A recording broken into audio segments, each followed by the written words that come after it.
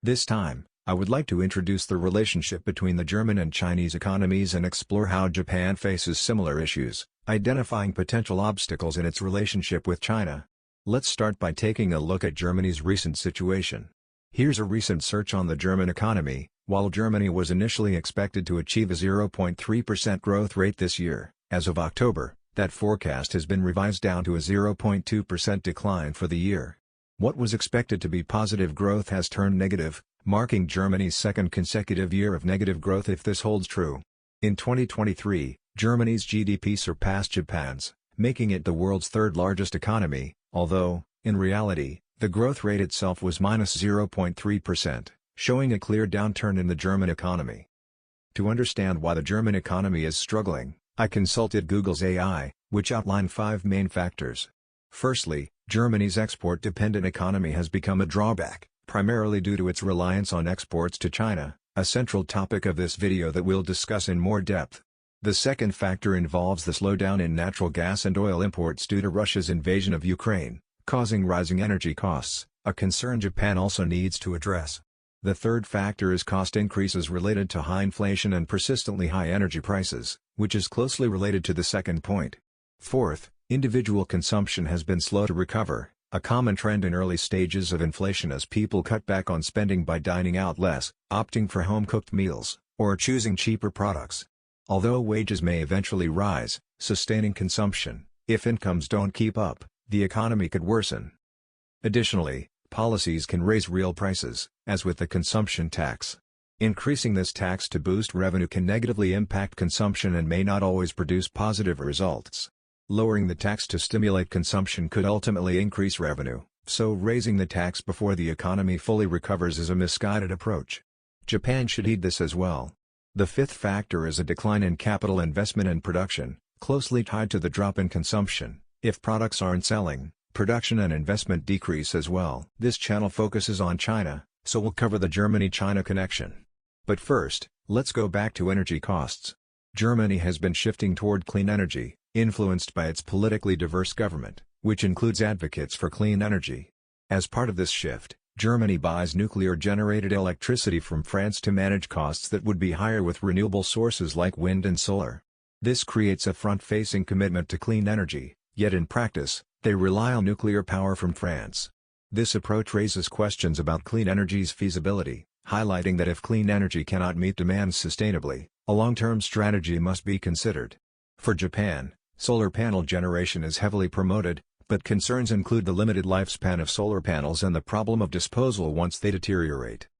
From this channel's perspective, promoting solar power benefits the Chinese Communist Party, so Japan should pursue power generation methods suited to its climate. Given nuclear plants require maintenance costs even when idle, keeping them operational is necessary. While I personally view nuclear as outdated due to waste management issues, promising alternatives include nuclear fusion and geothermal power, which could reduce Japan's energy imports.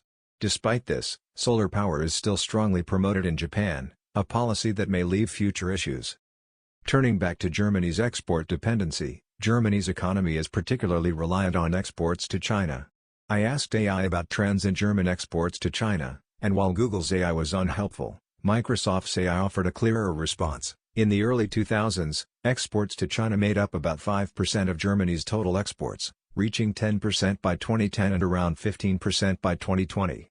However, since the 2020s, exports to China have significantly declined to under 6% of total exports as of 2023. Germany's main exports to China include cars and automotive parts. Many people in Japan associate Chinese cities like Shanghai with German cars, particularly Volkswagen taxis. Despite some production in China, Germany has also exported significant numbers of German-made cars.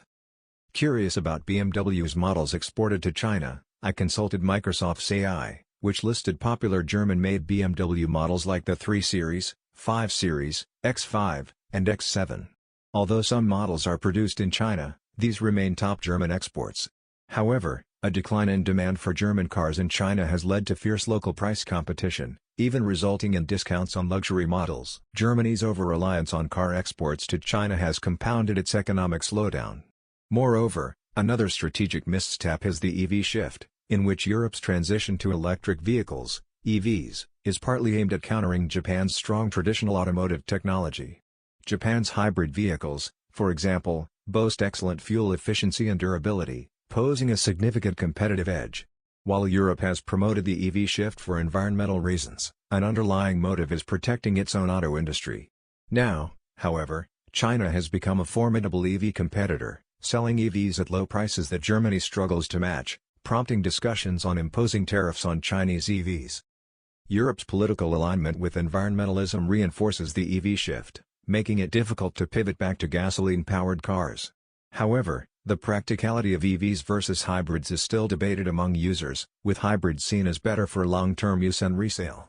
Some people, especially enthusiasts, buy brands like Tesla, but it's uncertain if the choice is due to superior quality or novelty. In my view, Europe may be facing challenges from its own commitment to environmental causes like EV adoption, making it politically difficult to return to gasoline vehicles. The issue is comparable to Europe's immigration policies, which once promoted open borders but now struggle with increasing opposition. EVs may face a similar reality check, possibly leading to a pivot back to advanced hybrids or even hydrogen engines. I believe this possibility remains high and am observing the situation with interest. For viewers with thoughts on EV adoption or personal experiences with EVs, please share your comments below. That concludes today's topic. I look forward to seeing you in the next video.